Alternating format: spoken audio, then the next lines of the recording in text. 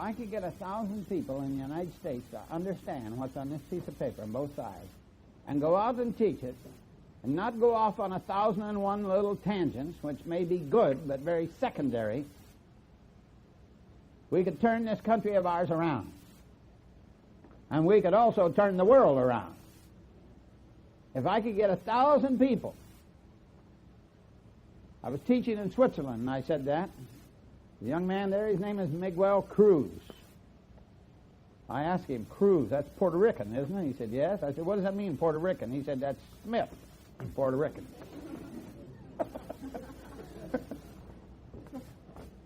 One of the most brilliant men I've ever taught, Mike Cruz. I told him that. I didn't see him but for a year then. I was on my way back to teach in Switzerland. He came out to Kennedy Airport and he met me, and he had 79 Jewish lads, black lads, Puerto Rican lads, some Anglo lads he'd won to Christ using that. Had a church going in Brooklyn. He graduated number 2 in a class of 750. Then went and got his master's degree from Columbia Teachers College. The government gave him a full-ride scholarship through the PhD program. In the first year in it, 3 professors told him, unless you give up your Christianity, you'll not get a PhD here. You know, most of the universities in the country today, I don't think there's 10 left that you can get a PhD if you're a Christian. That's how unfair the liberals are. Let me tell you something. This man has done a great job. If I could get 1,000 like Mike Cruz. Now, Tony believes everything on this, so I'm not asking you to preach and teach anything Tony doesn't believe. I taught this to a fellow, and he went into a certain country. You'd all know the country, very big, large country. He used this piece of paper. He set up a coffee house, and right across the street was a communist coffee house. He led so many of these kids in that country to Christ, and so many of them kicked the dope habit through coming to the Lord, it became very, very common around this capital city.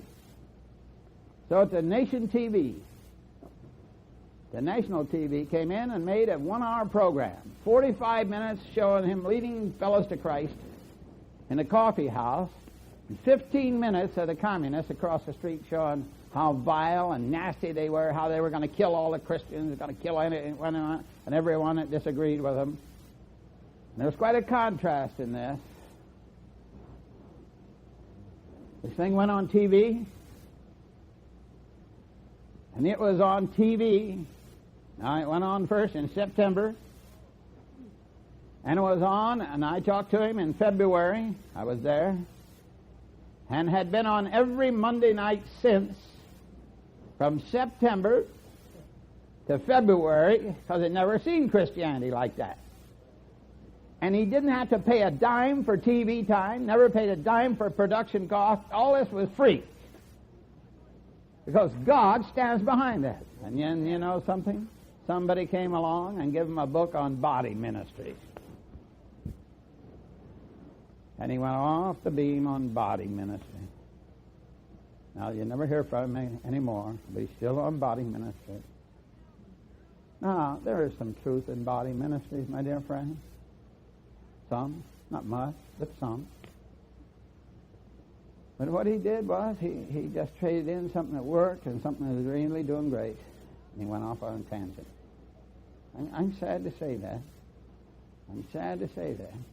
Because that fellow, I could have recommended him recently to be the president of one of the finest colleges in this country, a Christian college. He came to me and asked me, he said, Conn, would you get us a president? That's all happened within the past few years. Be surprised how many colleges there are that need men. Understand that? And women. And women.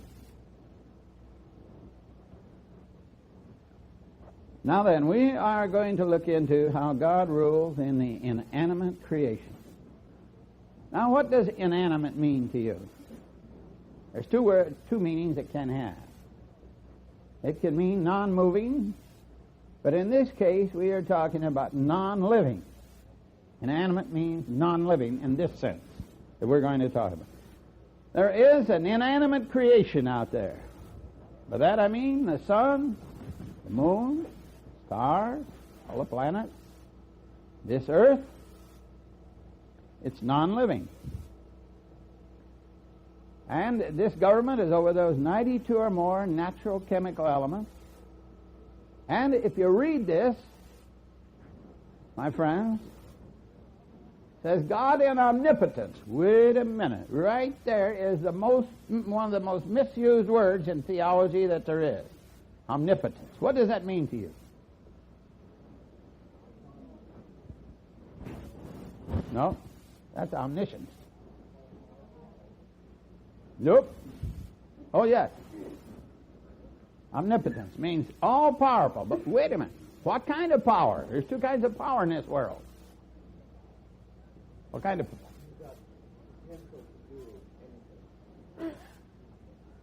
What kind of power are we talking about? Do we say omniscience or omnipotence means all power? Omni means all, doesn't it, in Latin?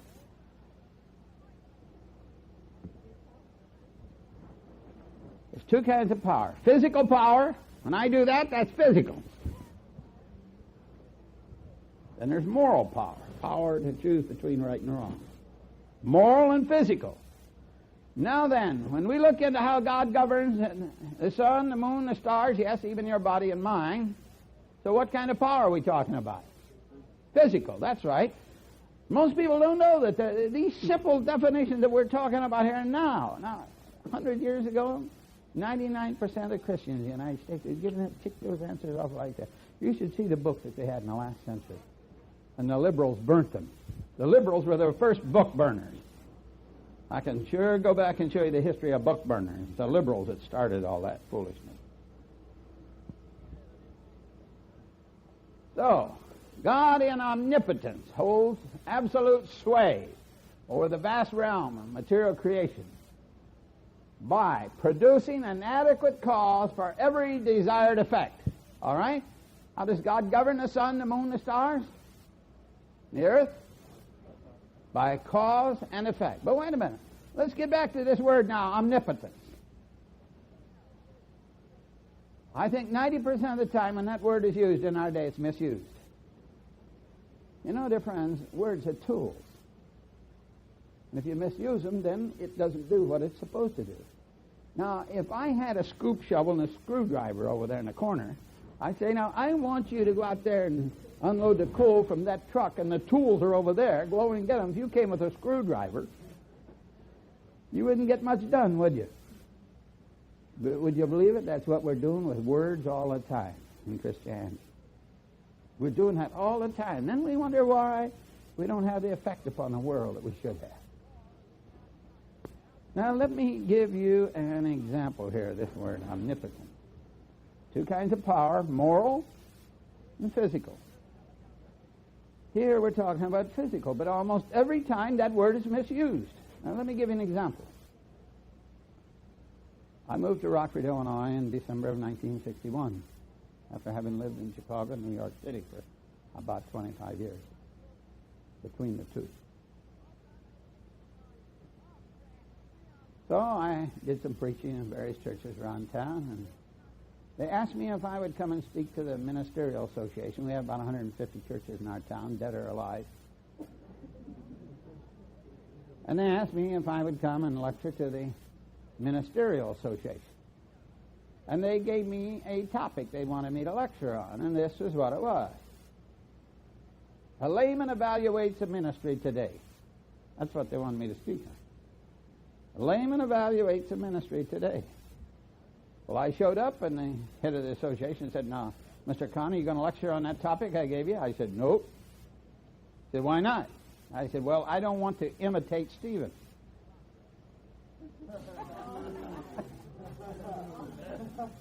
Some of them haven't read their Bible, have they? I said, "Besides, the Lord has not appointed me to write the ark of the Lord." Some of them will get that one, too. You're going to find American Christians don't read their Bible. They don't read it. You could tell them Moses played third base on Jerusalem's ball team. They wouldn't know the difference. I'm afraid many of you don't. You go out and try to do missionary work, you never even read the Bible through. Yet you can go over here to Fort Worth, Texas, find all kinds of them graduating in that seminary, still haven't read the Bible. Yet to tell you they don't believe it. Imagine telling somebody you don't believe something you never read. Does that make sense? So I said, no, I'm not going to speak on that subject. What I'll speak on is what really happens at Christian conversion. So I took the verse John 17:3, and this is life eternal, that they might know thee, the only true God, and thy Son, Jesus Christ, whom thou hast sent. I showed these preachers that there's two words in the Greek for know. One is to have some understanding of a given subject or situation. The other one is to know a person by personal acquaintance. There's two words in the German for know. Anybody here speak German? Kennen, and what's the other one? Wissen, that's right. One is to have some understanding of a given subject or situation, knowledge about it, an objective knowledge. Then, the other one is to know a person by a personal experience, or you know him personally. And this is life eternal, that they might know thee. That one is to know by a personal experience. Anybody here know Swedish? At least they won't admit it. They do. Two words in the Swedish. Veta, känna.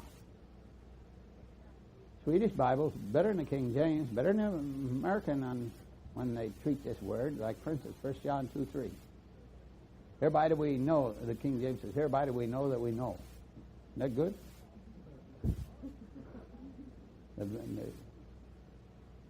The Swedish Bible says, hereby do we veta him, that we känna him. Hereby do we understand that we know him personally. Is that better? Mm-hmm. Hereby do we understand that we know him personally. Veta and känna. If you know French, there's two words for know. If you know Spanish, two words for know. And I went ahead to show them about this coming to know him by personal acquaintance. So what has to happen? That's the conversion experience. It's an experience. You don't study your way into Christianity, and it's not a process. It takes place by having studied, but then having a climactic experience. In the Greek, the word for that is eris. Eris. So I went into this, and by the way, I scared about half of those preachers out of 5 years' growth. And when I got done, I walked out to get in my car, go back to work. A fine preacher there in town. He came up to me and he said, now, Brother Conn, don't you believe salvation's all of God? I said, nope. He looked at me as if to say, who let this liberal in? But then he happened to think what he heard inside, and that didn't come from any liberal.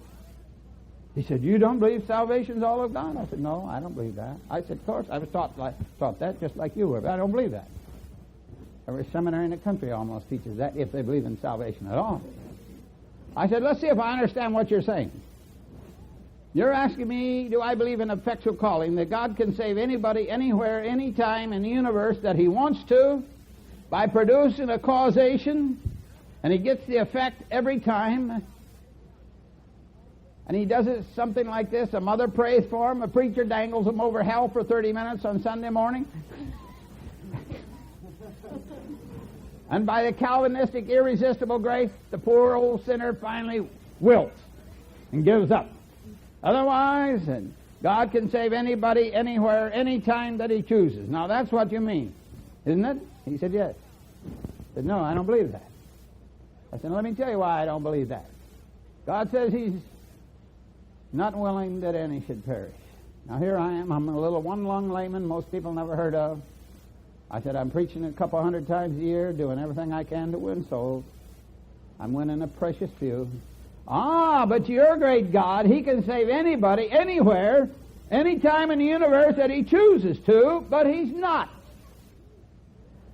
So if he can and he isn't, and I'm trying and I can't, then God doesn't love sinners as much as I do. Is that right? Now you think about that. I just laid a heavy one on you there. If God can save anybody, anywhere, anytime that He chooses to, and He's not doing, then He is willing that some should perish. But He says many times in the Scriptures, He's not willing that any should perish. So it must be that man is willing. Is that right? No, my dear friends, we're going to look into free will very deeply here in the next few days. But God never tinkers with man's will in salvation. Never. He'll influence it, but He will not cause it. So when we say God in omnipotence, now what kind of power are we talking about here? Physical, that's right. You've got to get that right. If you're going to use the word omnipotence, you must only use it in connection with physical power. Now, you see why I'm a nut on some of these words? To get them right? They cause all kinds of confusion in this world if you don't. You got people trying to shovel coal with a screwdriver, and they don't get it done. And they wind up being a mess. So these things, my dear friends, they are very important. So, we're saying here that God governs the physical universe by cause and effect. He produces a causation, He gets the effect. Every time. Now, my dear friends, I want you to get this word. Over this realm over which we're talking now about God governing, there is one word that characterizes this very well. It's the word certainty. You ought to write that down. Certainty. Because in the realm of the inanimate, God always gets what He wants. When He starts to produce something, to do something, He always gets what He wants. But we're going to see now later, about tomorrow night, in the realm of free will, God very seldom gets what He wants. It's that thing that breaks His heart. He seldom, very seldom.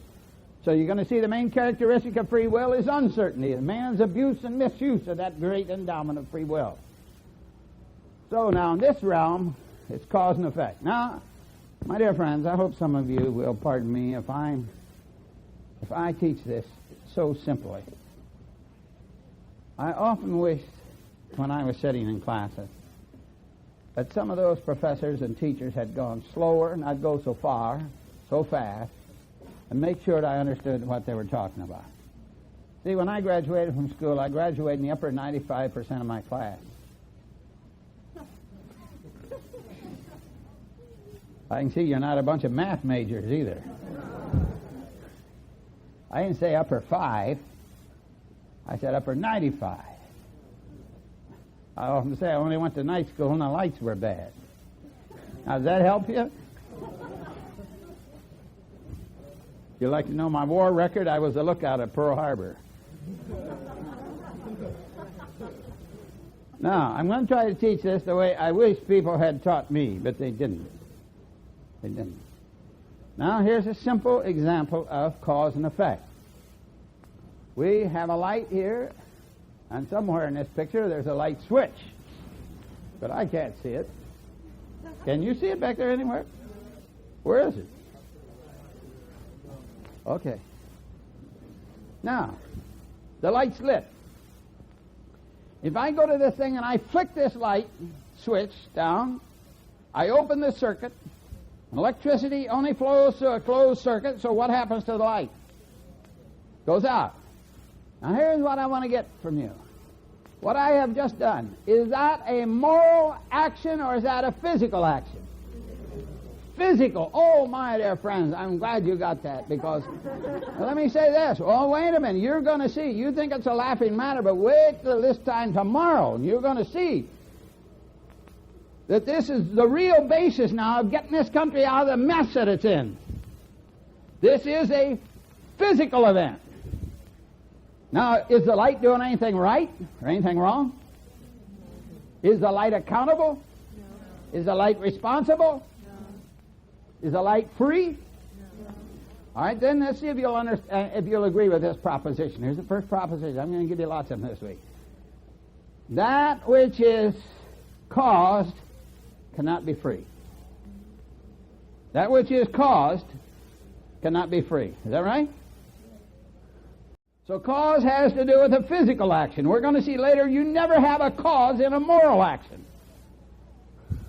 That which is caused cannot be free. Then we're going to see that that which is caused cannot be responsible. That which is caused cannot be accountable. All right, now, just to show you where we're going. Oh, my dear friends, you're going to see what I'm talking about here in just a moment. The importance. We have a Supreme Court justice, still on the bench.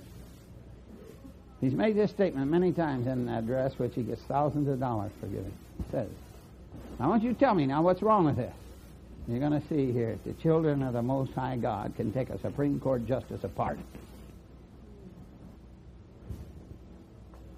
He says this, when a man kills his wife and 4 children, don't blame him for what he has done. Look into what caused him to do it.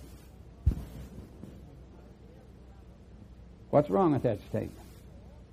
Now, let me say this. You're going to give me some ideas now, but wait a minute, after 2 or 3 days of studying, you're going to see really how terrible that statement is. But here's that 226 million people that can't really go to the mat with him. All right, now let's see what you say. What's wrong with this statement? Let me say it again. It's as erroneous as could be. When a man kills his wife and 4 children, don't blame him for what he has done. Look into what caused him to do it. Okay? Now tell me what's wrong. Somebody had their hand up over here. Yes, sir. See, you're giving me a one-liner there. You just gave me a statement. Now, that statement is right, but you didn't put it in any context, right? What you said is right. Now, you can't answer this question with a one-liner. You can't answer with a one-liner. What's wrong with that statement?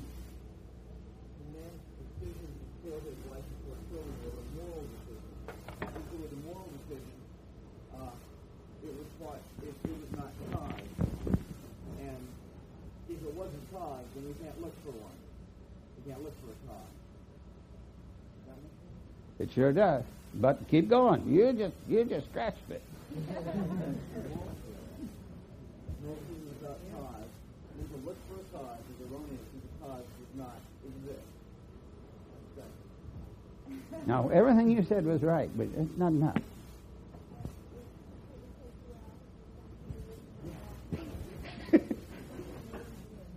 Would you say that again when I say it louder?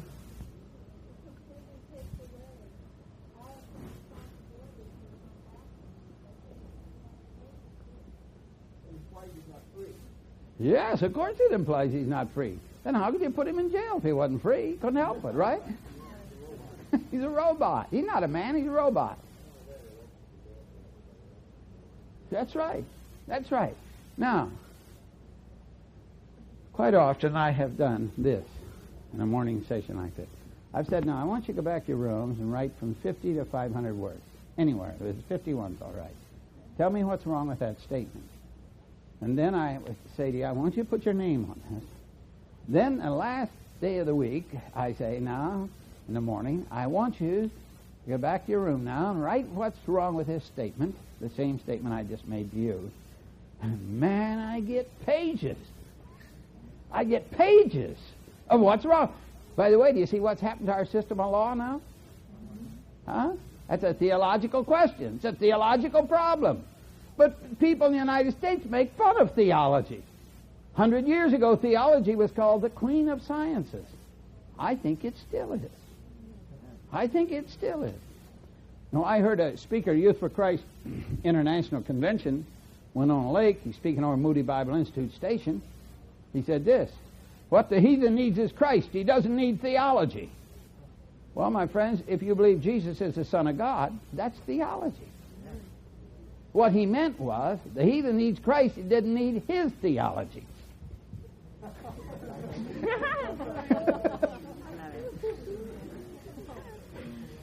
Yeah, that's really what he meant. And I agree with him. He didn't need his theology. We've covered the earth with that stuff. It doesn't work. Doesn't work. With his kind of theology, you can take someone here and 40 of you get down and holler at God and pray and holler at God and pray and to save him as if God doesn't want to save him. Huh? Of course, you never have done that, have you?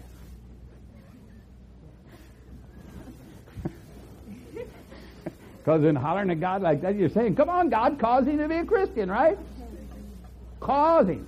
Nobody yet's ever been caused to be a Christian. Never will be. That'd be God becoming a respecter of what? Why, it'd be taking away man's what?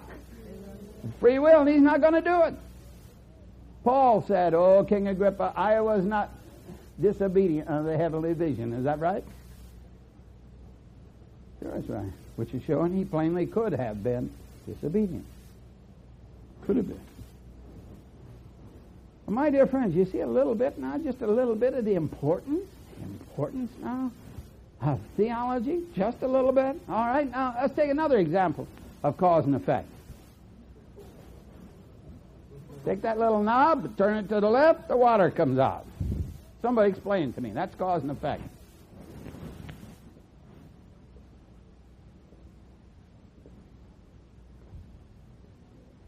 By the way, you women, when you prepare a meal, you use the law of cause and effect about 200 times. When you drive a car, you use it about 30 times a minute. You're driving a car, it fades to the right, what do you do with the wheel? So you take the wheel this way, what does the car do? It comes this way. This is the cause, what's the effect?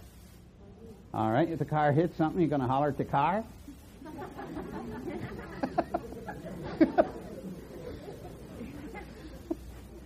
Get out and kick the tire? Yeah, people do that. As if the poor tire had a wheel had gone screwy or something. Come on, explain this to me. Now there's water running all over the floor. You going to get stand there and curse the water? You going to get mad at the water? In turning it off, the faucet and the water has no free will to keep running, but it must keep running. And in turning it on, it has no free will or is not accountable for running or not running, but has to do, whether if it's turned off, it has to be turned off. And if it's not, it will run. Yeah, that's very good. That's very good. Inside the faucet, there's a little barrier, which when you close it down, stands in front of the water. Close it down or just close it? Well, I'm from West Virginia. We say close it down. It's all right. I'm from Indiana. We can't help it, can we? There's a barrier there that the water cannot, even if it had choice, it couldn't. It cannot go through the barrier. So when he turned this to the left, that released the pressure, didn't it? There was pressure. If there hadn't been pressure, nothing would come out. So the pressure is the what? Cause. And the releasing of the pressure and the pressure is the cause. The effect is it runs all over the floor. Now, I want one more example. You remember this one from your high school chemistry? What is it? What are those two? Bunsen burner and a beaker, or as they say in England, a flask. Flask. That's right. All right, now we have water in this, and we get this thing lit and burning. What happens? Now you tell me. See, everybody in this room knows what's going to happen. All right? Now explain it to me.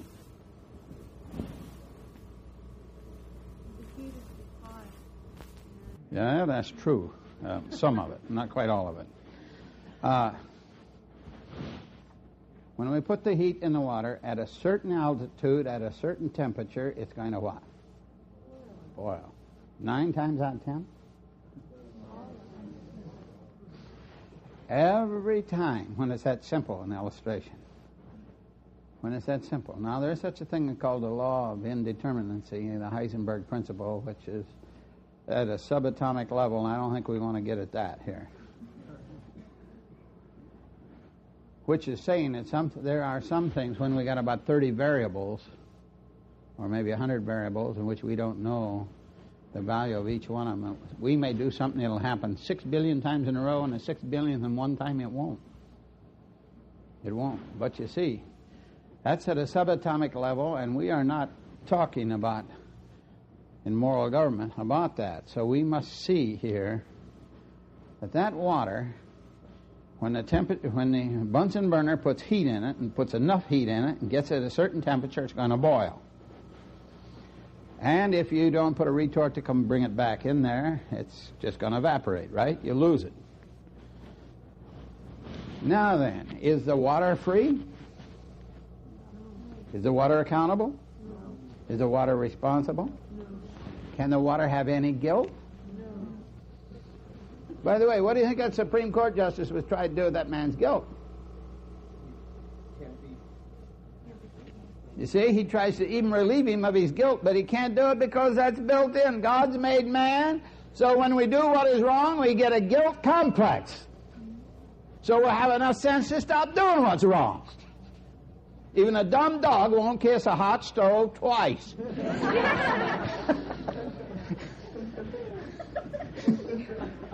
And all these people running around going to shrinks to pay them $70 an hour.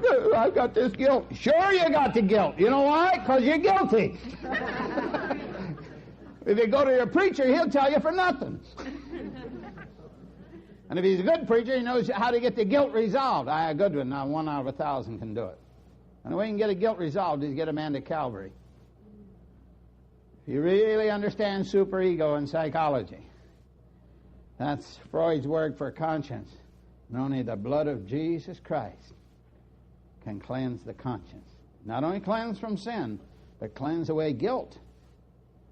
I'd like to find a Christian psychologist sometime that knew enough about the atonement so he could really get people delivered from guilt. All they can do is explain it away. It's like a jawbreaker in your mouth. You've still got it. Still got it. Now, I want you to give me an example in everyday life of cause and effect in your life before we go ahead.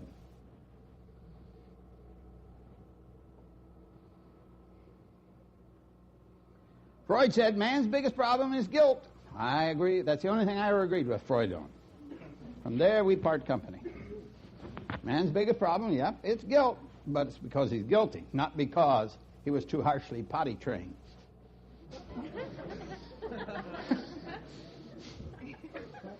And I don't think you got green eyes because your mother was scared by a pool table either.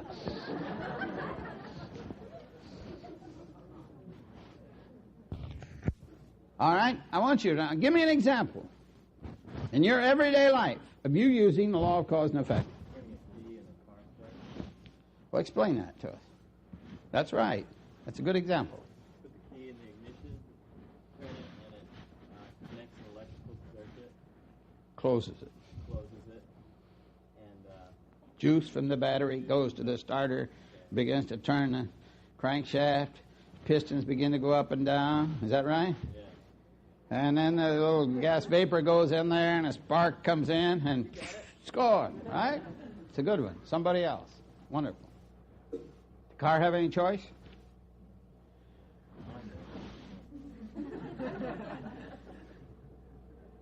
You're probably driving one of those Hitler's Revenges.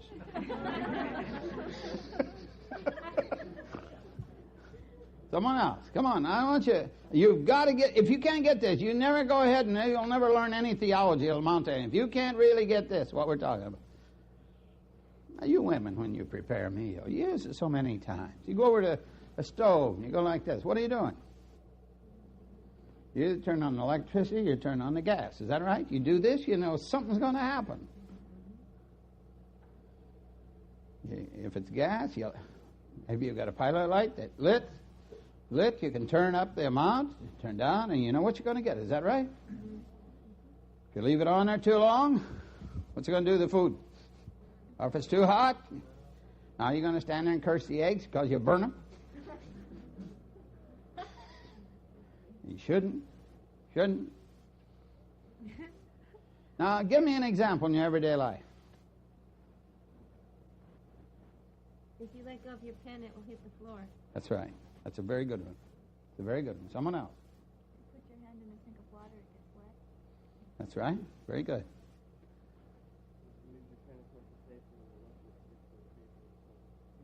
Very good. Very good. Someone else. Pushing open the door opens. That's right. By the way, just show you, everybody's body obeys the law of cause and effect. Now, let's say I could bring anyone up here out of this audience. Have you put out your hand, blindfold your bare hand.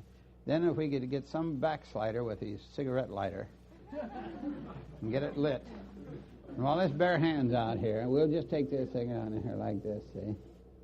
What do you think he'll do when he gets here? He'll say, well, I perceive a rise in temperature.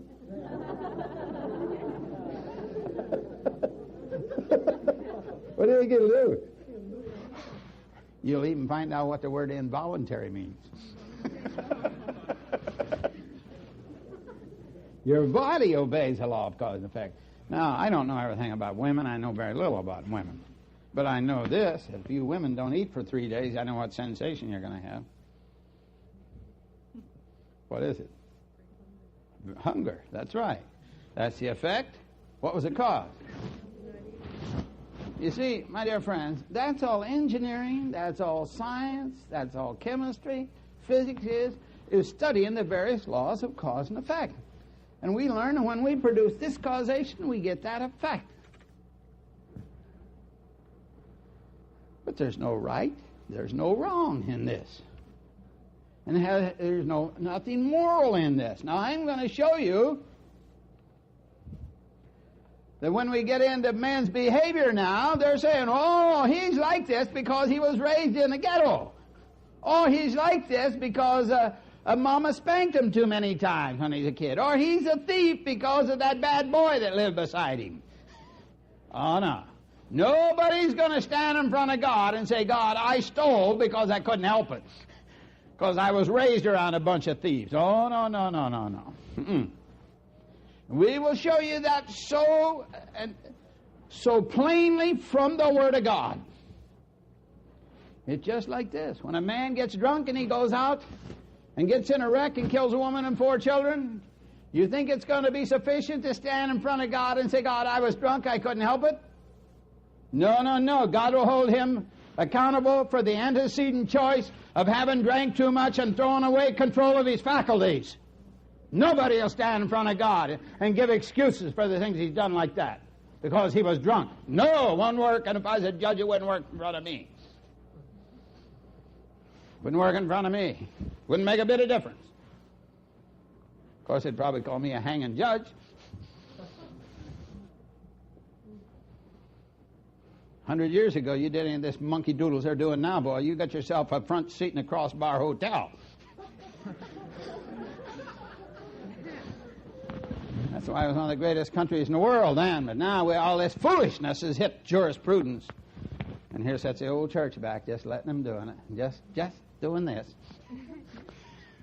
Without feeling, without thinking, and without being a force out there. Say, oh, no, no, no. And by the way, I hope you kids will read my book. I really deal with these things in 4 Trojan horses. Let me give you one example. Just one example. In the town where I live, about 6 years ago, a fine lad named Joey Didier disappeared about 5 o'clock in the morning, January, cold, dark morning. Was never seen again alive.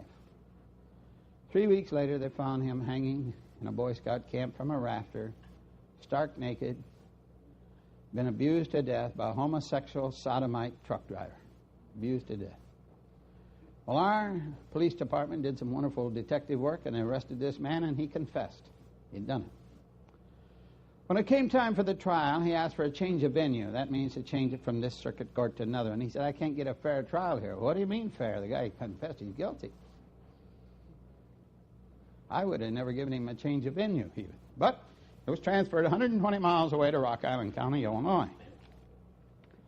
Came out in the trial that 10 years before he'd done the same thing, almost the same thing, to a 10-year-old boy. Been given one of those ridiculous sentences of something like 399 and a half years, you know. But he'd been turned loose after 6 years. After 6 years. So they put that shrink, the prison psychiatrist, on the stand and said, now why did you turn him loose? I want to see if you folks can tell me what's wrong with this. I hope you can after no more than what I've taught you this morning. Said, why did you turn this man loose 6 years ago? Or after 6 years when he was given that long sentence. He said, I thought he was cured. What's wrong with that statement? Well, that's the stupidest statement that can be made. What's wrong with it?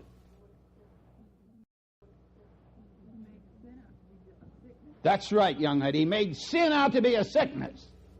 That's what the whole court system is doing because the church is sitting back doing this.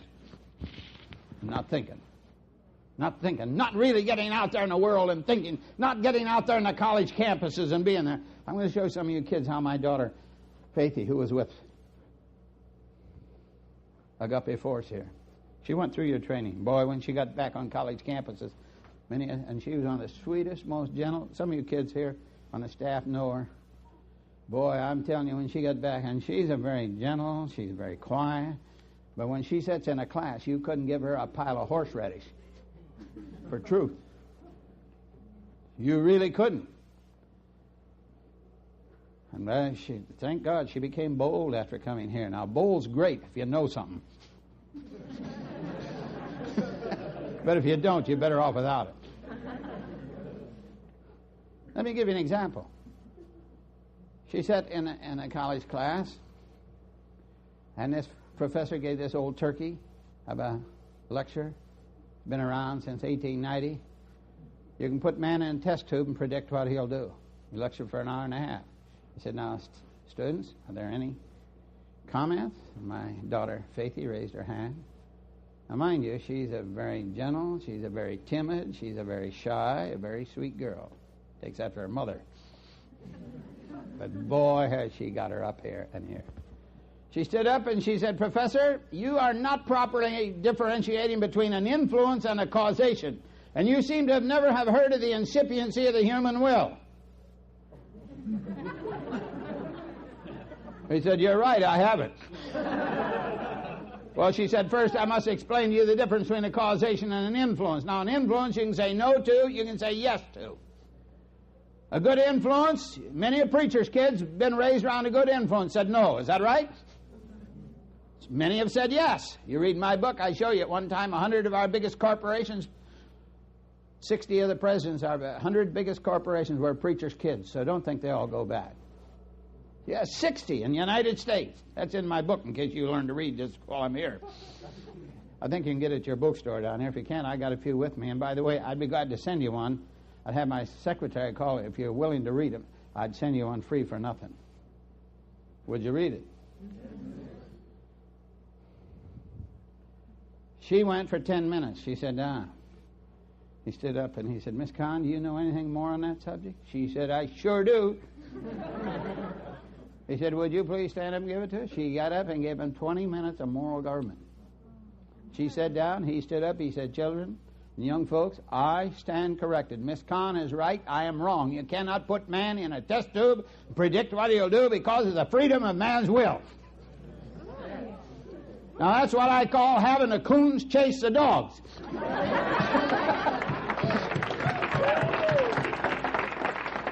And if we don't get a bunch of young people out here, out in this world today that know this kind of stuff, this country is doomed. Amen. We're dying for a lack of knowledge. That's what we're doing. We're like Israel in Hosea 4:8, and in Israel and in Isaiah 5:13, God says, my people are perishing for a lack of knowledge. And he could say that today about the Church of Jesus Christ in the United States. Look at all you people saying, oh, the devil made me do it. Oh, we got so much superstition in Christianity, sometimes I don't want anything to do with it. I used to be chairman of the board of deacons in one of the finest churches in the city of Chicago. I'm over visiting the pastor one night, and his wife said to me, oh, Brother Harry, the devil was chasing me around this house 7 hours today. 7 hours. I said, my dear sister, you must be the most important woman in the whole cockeyed world. She said, why do you say that? Well, I said, he doesn't have anything to do but chase you. Now, the devil is not omniscient, he's not omnipotent, he's not omnipresent, he can only be in one place at one time, he can't even read your mind, and all he's got to do is chase you. What a spiritual pride that is. That's spiritual pride. That's bragging when you talk like that. By the way, I don't think Satan has ever spent 2 minutes on me. You know why? I've never been important enough.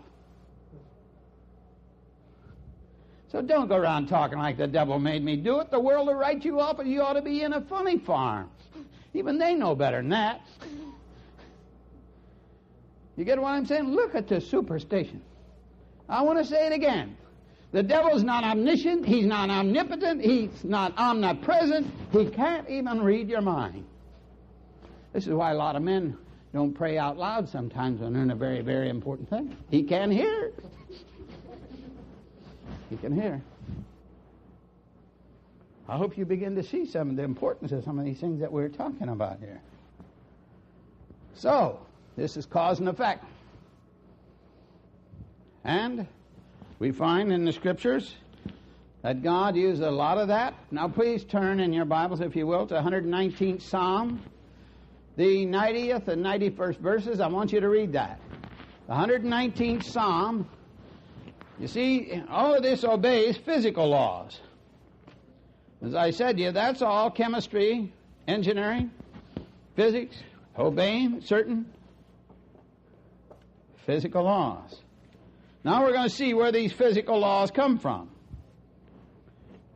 119th Psalm, the 90th and 91st verses. Thy faithfulness is unto all generations. Thou hast established the earth, and it abideth. They continue this day according to thine what? What's an ordinance? It's a law. What kind of a law here?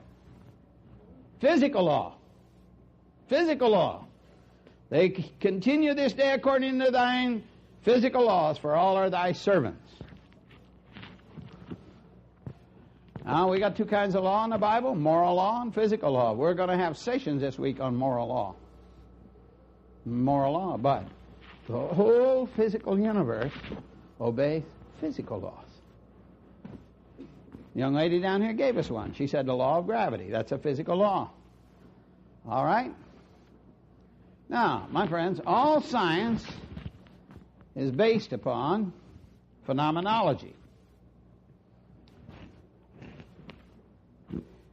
Now, that simply means she dropped a pencil, hit the ground. She made an observation.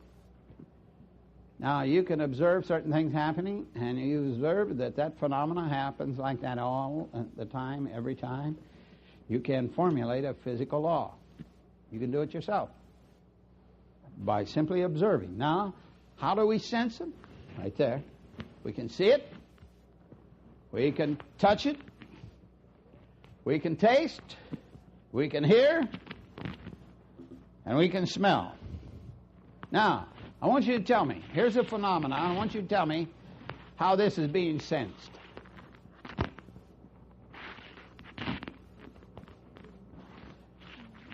Somebody back there, tell me. Well, with you, it was sight.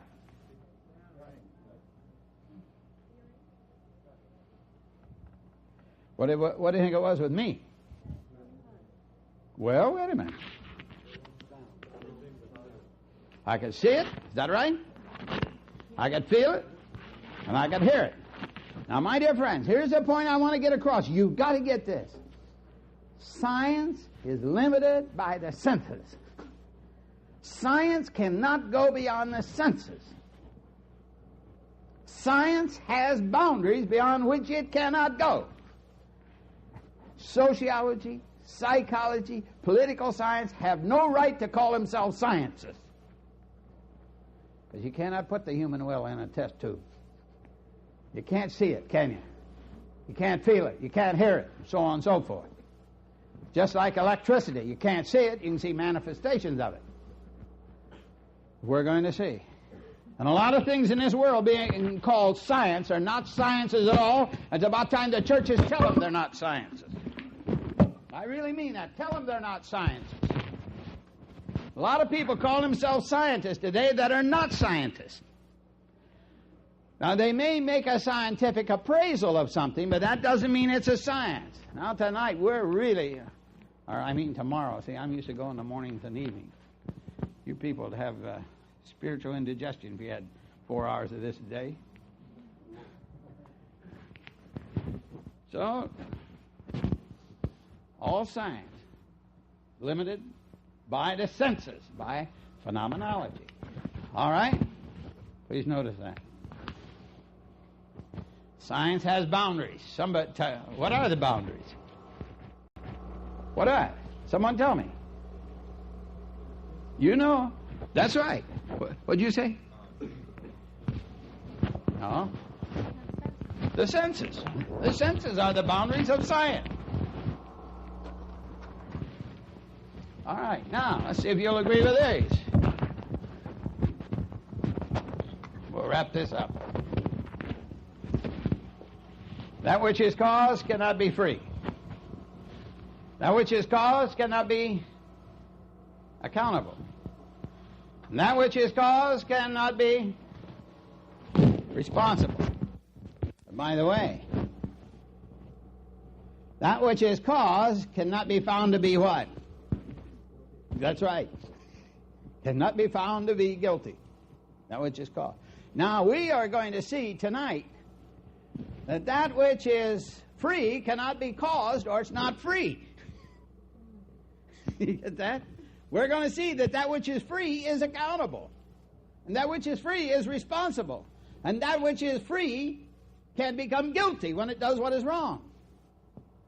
So don't put a moral creature in the same test tube with something that is inanimate. You get that?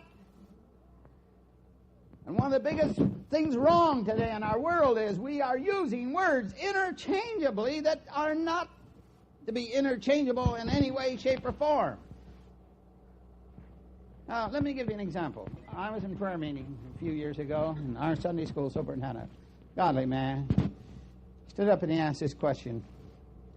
He said, why can you raise kids, carry them to church from a baby, deny yourself for them, do everything you can for them? When they get 21 years of age, they go right out and throw it away. Now, what caused them to throw it away? What caused them to throw it away? So the pastor said, Harry, do you want to take this one? I played baseball with guys like that. I got it, you take it.